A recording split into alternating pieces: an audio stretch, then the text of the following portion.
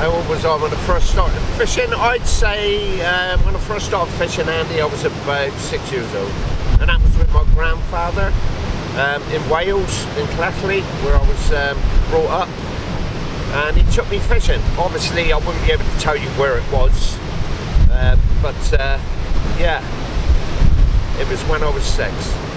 But then, it was only for a few years.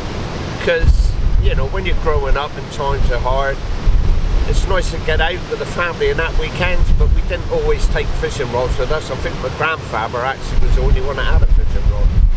And I used to use this little float on it, fishing off a pier somewhere. Remember catching little tiny pollock? Well, at least I think they were, like that big, 4 or 5 inches. And I used to think that was a good catch back in them days, of being younger, you know. But that's life. You grow up, and you catch bigger fish, but back then when I was 6, catching fish like that, yeah, I thought that was great.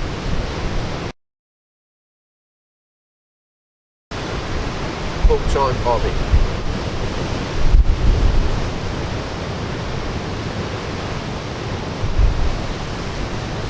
$48, $50, only about 15 years ago. And it's strange because I was into bike riding and stuff like that. I don't mean competition wise, just like going out riding a bike around and that. But I was out one evening and I went to a place in Plymouth called Devil's Point, and I bumped into a guy called Steve Puckey and Roy Hoskin, and they were fishing with another guy called Peter Rawlins. And I sort of got talking to these guys, and I noticed that Pete Rawlins was like really whacking it out from the concrete platform, casting right out. And the other 2 boys were fishing as well, Steve and Roy. And I just got chatting to them, and I found Steve lived about a 2-minute walk from my house to his. And then he said, look, you know, if you want to go fishing one day, just pop up the house, see me, and we'll sort something out. And that's what I did. I went up his house one evening, rang the bell, he welcomed me in, sat down, had a beer out the fridge, sat in his kitchen, and I said that I used to fish years ago with my granddad. I said, but I didn't really fish while I was a teenager, because it was all work then. And my hobby was like football, rugby, you know, stuff like that, riding a bike. I said, but I never actually fished. And then one day he just phoned me up, told me to come up the house, and he'd give me a Century Tip Tornado and a Abu 6.5 reel. Just gave it to me. He said, that's yours. He said, I'll make all the rigs up. So I didn't have a clue. I didn't even, you know, I knew what swivels and hooks and all that was, but I had no idea how to make rigs up. And still, I learned a lot of Steve. I fished with Steve then for the next 10 years, 10, 12 years. He took me everywhere. Showed me a lot. That's when we, like I mentioned earlier with Andy, it's when I bumped into Harry Nash, and he gave me a lot of his time to learn stuff. A lot of his time to learn stuff. Well, Roy Hoskins, who I mentioned, God rest his soul, he died last year, bless him. And me and Roy and Steve stayed in touch, obviously. Roy was in a club called Pop Black. Me and Steve weren't in the club, and because I was sort of really getting into the fishing, I really liked it. I think a lot of it is I like the fact that rather than going down the town on the beer at night, we was getting the gear together and we were going hitting rock marks and beach marks. But Steve was a big beach fisherman. He was a bass beach fisherman. I think that's where I got the bug from him, bless him. But yeah, Roy was in a club called Pop Black, as I said, and he got us to join, which we did, and we joined for a couple of years. And then I said to Steve one day, why don't we set our own club up? And he said, well, what should we call it?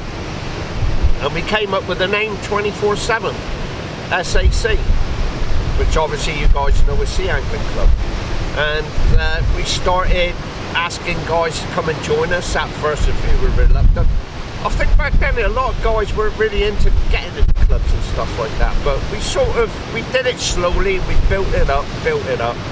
But we decided, because of the name 24/7, we would only have 24 members maximum. Okay, I know people say, oh no, you should get everyone a chance if they want to join. But the restriction was only on the seniors. We could have as many juniors in the club as we wanted. Because obviously you're passing what knowledge on that you've got to them. You know, not that I knew a lot then anyway. I know more now than I ever did back then. But yeah, and then that's when I really started getting into fishing big time. And obviously a lot of the guys that came into the club, they did different styles of fishing. We had one guy there that could do nothing but float fishing. He loved it. And of course, when you try that, you know, it can be a good laugh without a doubt. When you're getting decent sized mackerel and garfish, and you're fishing with floats that you would normally use for mulleting, you just, the fun you can have on light gear is absolutely brilliant. You know, I sort of learned quite a bit with that. That was right out the blue. Vinny Smith, who was the one of the guys in our club, said to me about going to Bridlington, because I didn't know what that was all about. He'd been a couple of years on the drop, and he explained it all to me. It's a big competition off the East Coast, and we were well into the competition scene by then, match fishing and all sorts, you know. And the year that I said I would go up, we put a little team together, as you do, you know, because you can fish pairs and fours up there. He explained it all to us. We put a little team together, and about 3 weeks before we were due to go, bearing in mind it was my first ever time to go there, so I was really excited. I thought, all this money up for grabs, bit of beach fishing, just what I wanted, and it got called off. Mad cow's disease hit the place up there, foot and mouth and all that lot. So yeah, I was absolutely gutted that it was called off. So we went the following year, and that's when I sort of started fishing, really learning to fish rough ground. And up there, I couldn't leave the coastline up there. The way it degrades, it's just, we drove down the road and come to a gate. So we stopped, got out of the car, climbed over the gate, the road carried on, and then just stopped. Everything was in the sea. We looked along the coastline, and there was half a house hanging over the cliff, and I just couldn't believe it. But Vinny said to me, he said, this is what it's like up here. See, erosion is really bad like. And then we noticed that where we pulled up, all these caravans that were, God, they couldn't have been no more 30 foot from the edge, first row. They were all empty. No one lived in the houses on the road we drove up. Because of the erosion, they'd almost probably, I don't know, sold up, moved away, or just left. So, but yeah, that was the first major comp that I ever did. And then on the second year there, because we were getting known around locally, around the southwest, I got approached by Jim Foster, who was the editor-in-chief of Total Sea Fishing. He's basically in charge of all the magazines. And the editor then was Dave Barham, lovely fella, absolutely brilliant, Dave. He was in Brid that the year that I was approached, and Jim Foster said, how would you like a chance to write for the magazine? And I said, I've got no media training whatsoever. I've got O-level English and A-level maths, but I said, I haven't got any media training. They said, we'll guide you. And with that, that's how it started basically. Me writing for Total Sea Fishing, which I ended up writing for about, I think, nearly 9 years. And I absolutely loved it. I loved it. I loved going fishing with the guys, taking the photos. Yeah, it's true. It's weird, isn't it? Because they all said to me, your fishing is starting to suffer because of what you're doing. But I enjoyed it. I did. I enjoyed taking the photographs. I enjoyed sitting at home for 3 or 4 days of an evening, typing it all out and putting all the story together, sending it off, getting it back, putting stuff right. I learned at quite a fast rate. In the first 12 months, I learned everything that I had to do it correctly. I met some fantastic people from Total Sea Fishing. Roger Mortimer. Now there was two called that. Roger Mortimer, I think, was like an executive director or something. He was quite high up. Then I met the other Roger Mortimer, who was one of the deputy editors. I calls him Dodger. Fantastic guy. Love him to bits. One of the nicest blokes I've ever met, and one of the funniest as well. Sees a funny side of everything, and that's right up my street. Right up my street.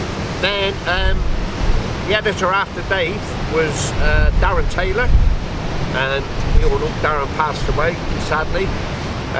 But I think I spent about 2 years writing for the magazine, and Darren was the editor. And then Barney Wright stepped in after Darren. Barney was then Darren's right-hand man. So when Darren passed away, Barney took over, and Dodger become, or Roger Mortimer Dodger, I calls him. He became Barney's right-hand man, and just basically, I think, yeah, about 9 years I wrote for him, on and off, and I loved it.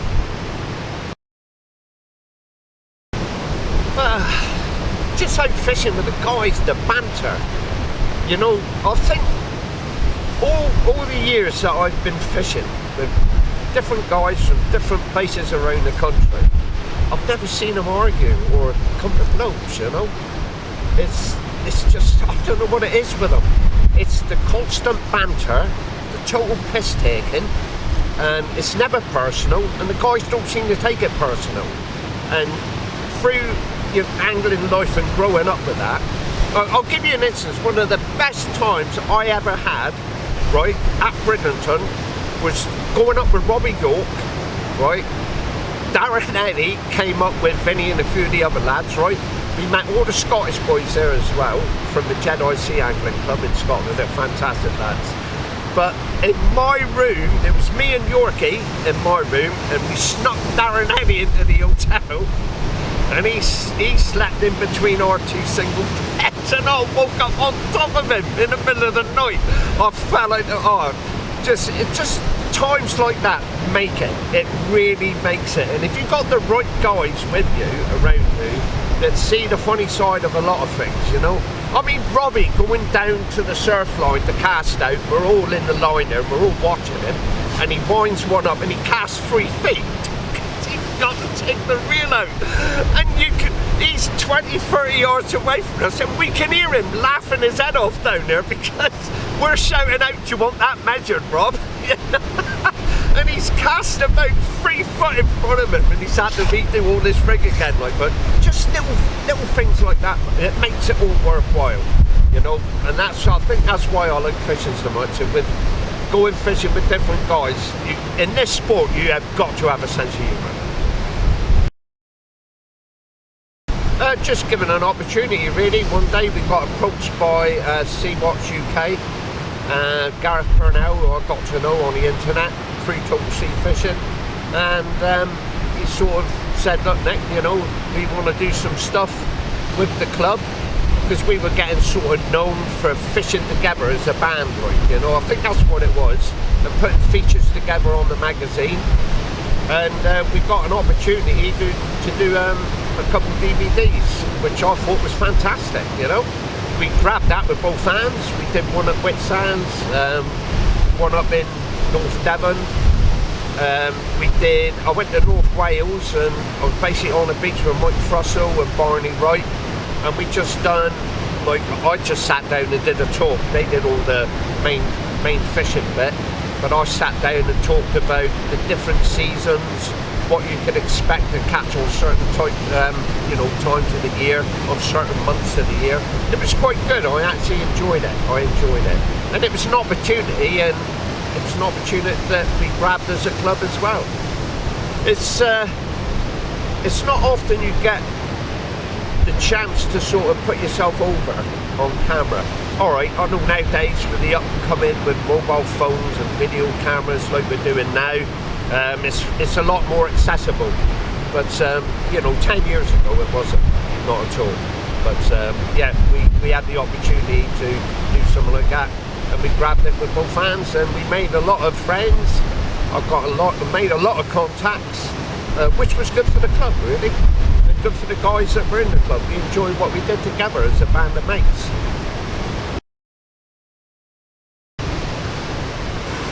Wow, that is a good question. I'm afraid there's two. I cannot separate either of them.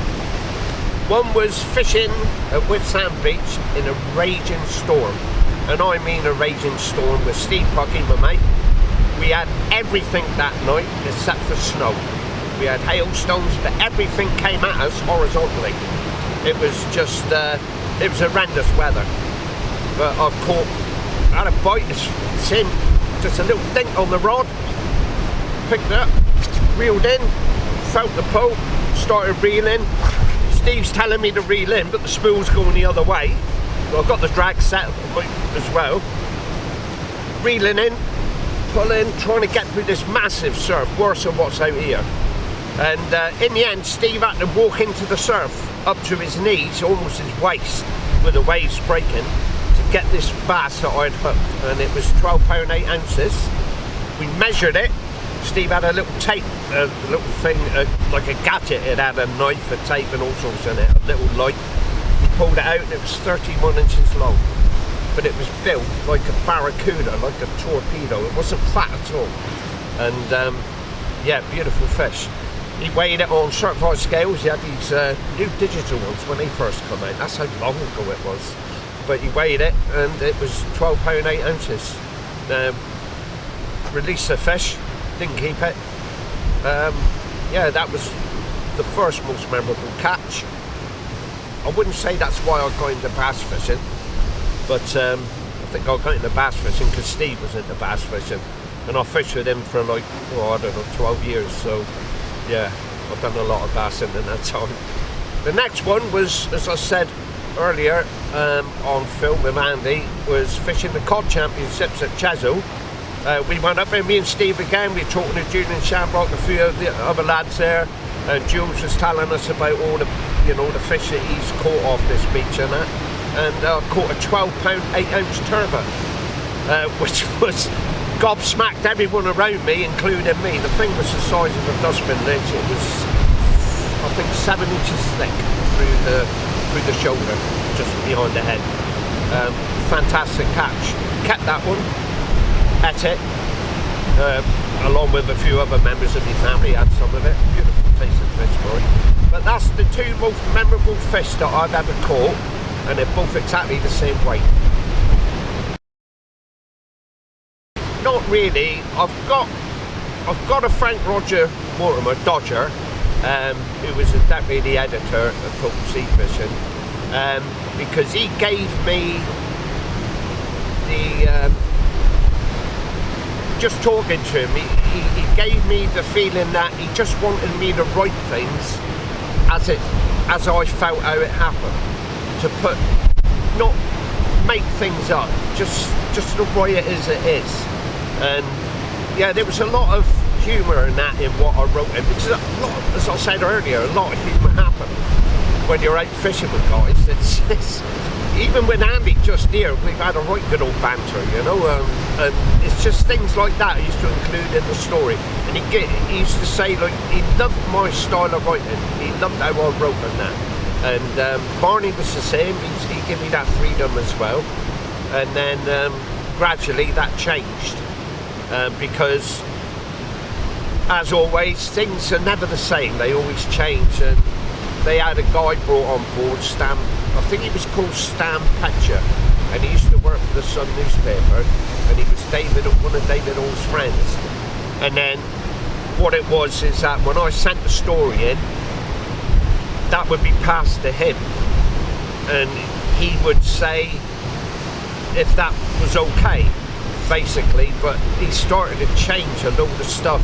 I used to have, like, I did one on hail, where you get the gillhead reefs. And I don't mean in the pool where a lot of the guys fish. We were just out on the pier, and it was me, Steve Puckey, Kev Gary. We caught some sizable fish down there, just over 5 pound. And I had to include in the story some Irish army that Enniskillen that stayed there. They had a base there or something, and just stuff like that about the war and places about, like, the old railway bridges and all.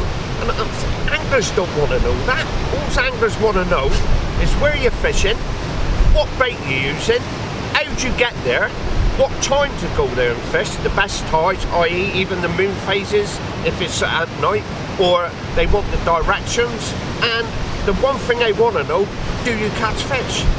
But when they started having to include all this stuff, and alright, it's easy to give a postcode, I know that helps with the sat-navs, but back then they didn't have your sat-nav invented, you know, you just looked it up on a map and followed the directions of the road signs to get where you wanted to go.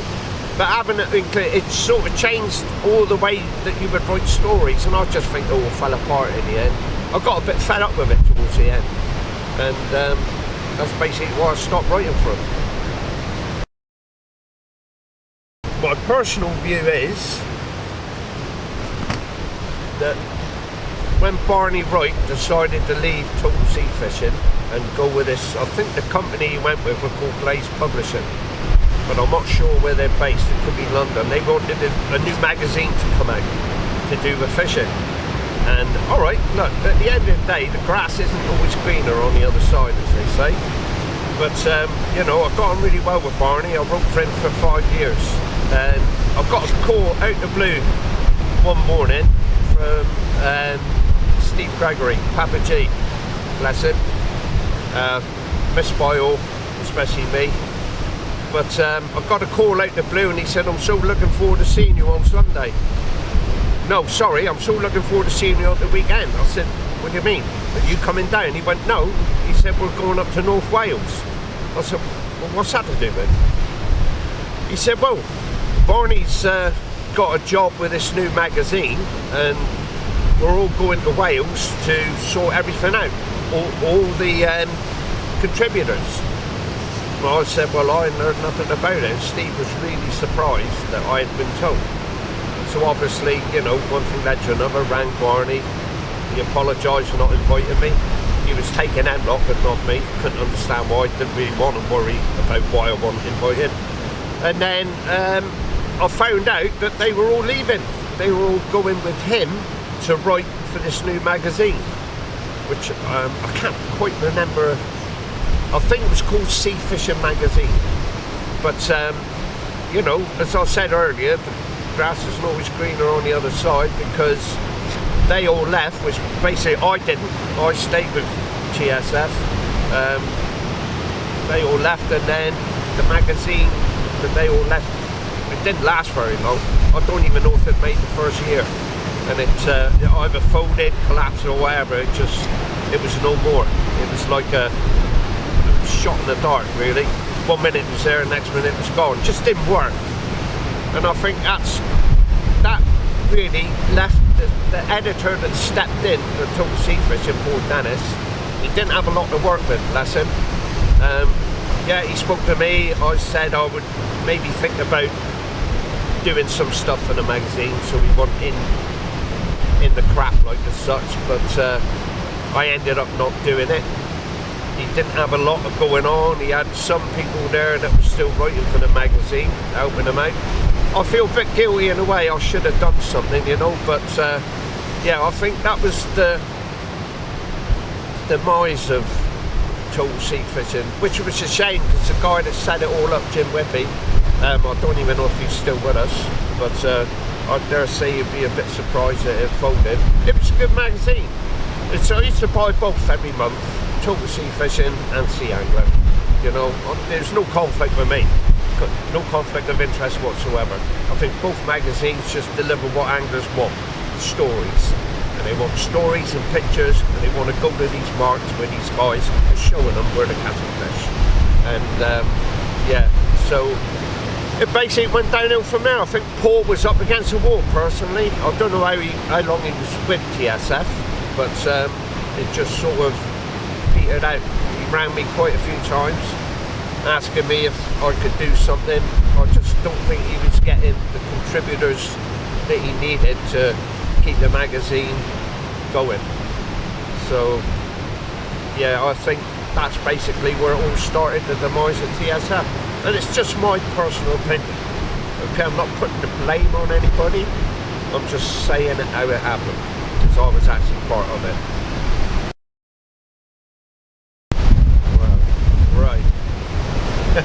Influential people. Right, Steve Puckey. got to think now. Steve Gregory, Darren Gregory. One of the most influential people that I ever spoke to was Roger Mortimer. Give me a lot of advice, but not just on angling, on the media stuff and the magazine as well. That's about it, really. I mean, when you say influential, I could include Rob Wheaton, Rob York, Mark Bryce, all these top rods in Plymouth. They're all they all bring something to the game, you know. And I've spoken to all of them. I see a lot of them and chat with them all the time. You know, I've got a lot of respect for guys like that, a lot of respect. They get out, they do it, they produce the goods. But yeah, one of the main ones at the moment is the guy sat behind the camera, because he reminds me of me.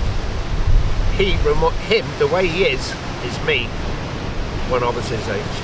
And it's great, the drive, the ambition to make things happen, to get projects off the ground is absolutely, it's hard work, but it's worth it in the end. It's absolutely worth it in the end. So yeah, that's some of the most influential people.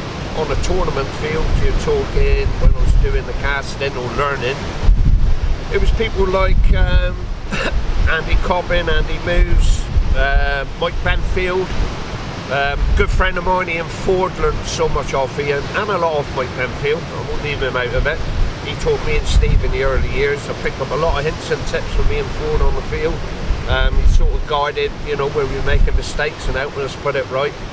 Time and patience. Lots of people have influenced me over the years. The list would be endless, really. But it's just what you take in, isn't it? They want to pass something on. You listen. If you listen, you learn.